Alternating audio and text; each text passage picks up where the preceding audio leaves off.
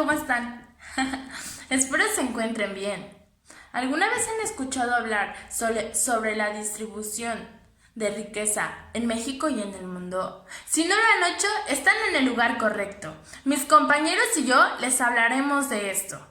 Pero antes de saber qué es, necesitamos saber sus definiciones.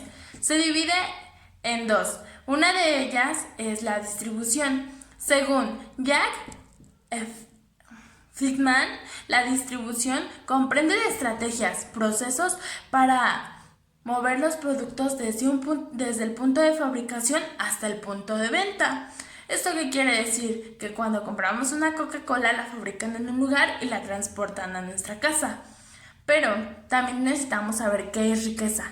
La riqueza, según el diccionario, hace referencia a los bienes que se encuentran en determinado lugar con mucha abundancia. Estos pueden ser tanto físicos como espirituales. Si son físicos pueden ser minerales, oro, plata, y si son espirituales se refiere a culturas o etnias que pertenecen a la comunidad.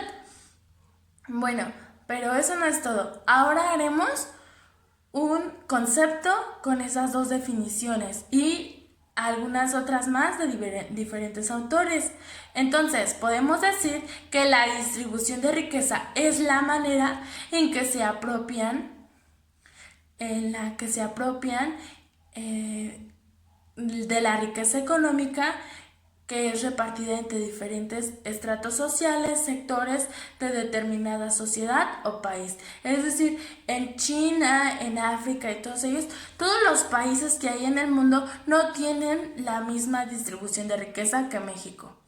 En algunos países encontramos más petróleo que en otros. Ese es un claro ejemplo de la distribución de riqueza. Pero vamos a hablar de la riqueza mundial a continuación. La distribución de la riqueza mundial se divide en muchos sectores.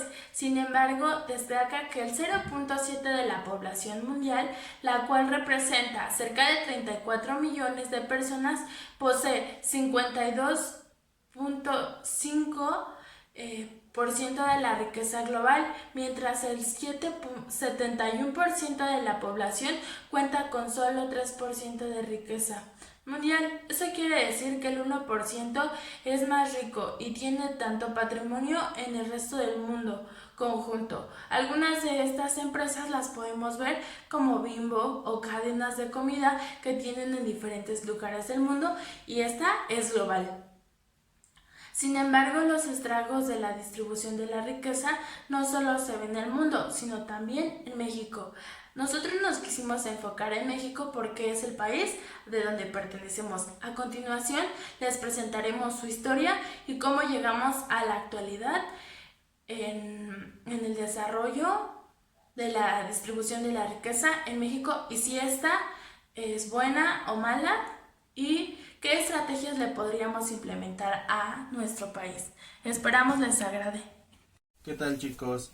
En cuanto a la distribución de la riqueza en México a las distintas personas, tenemos que adentrarnos un poquito más en la historia.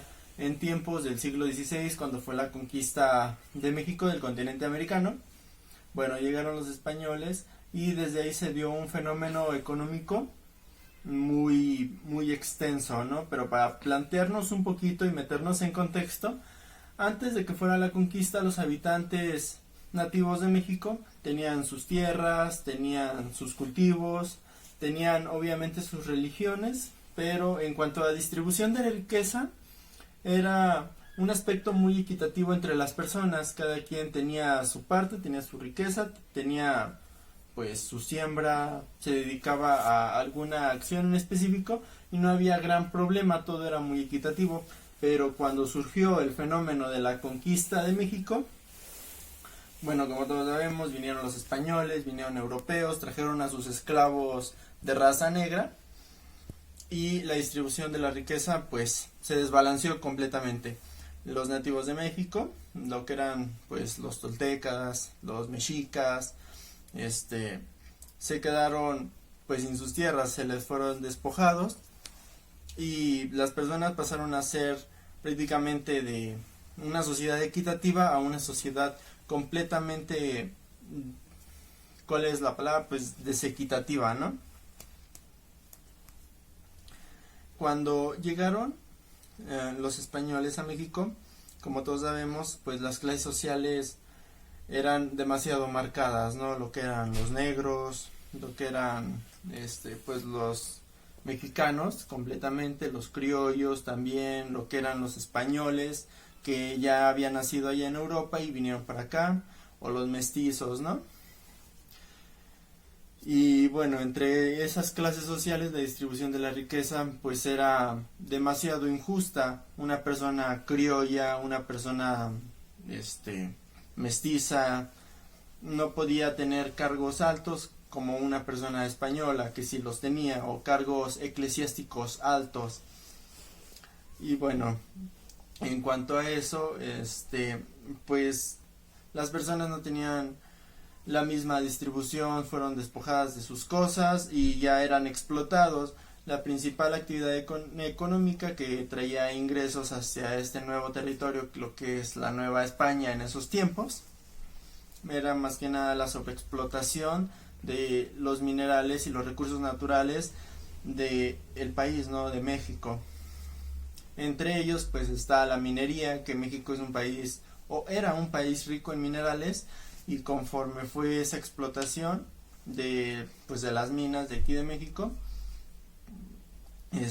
todo ese dinero se iba quedando como Producto Nacional Bruto. Bueno, ese concepto no lo conocía en esa época, pero sí era dinero de aquí de México que lo tenían solo una clase privilegiada de la población.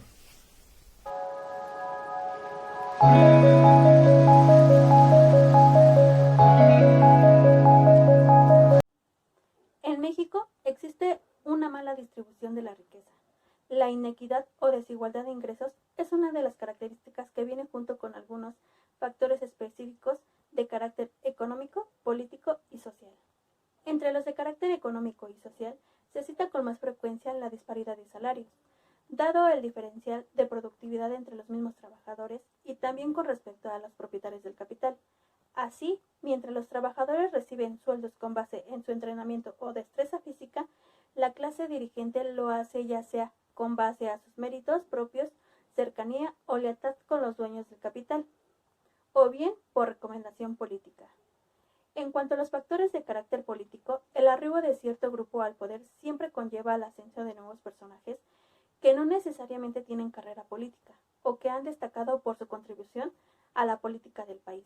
Sin embargo, se les otorga un estatus mayor no solo a términos económicos, sino también de poder.